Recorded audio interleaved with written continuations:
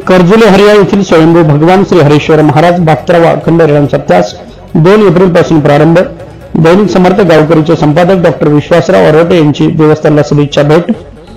पारनेर तालुक्यातील कर्जुले हरिया येथील स्वयंभू भगवान व श्री हरेश्वर महाराज उत्सवानिमित्त भागवत पारायण व जगद्गुरु संत श्रेष्ठ तुकाराम महाराज 375वा वैकुंठ गमन सोहळा तसेच 72वा अखंड हरिनाम सप्तास 2 एप्रिल पासून प्रारंभ झाला आहे।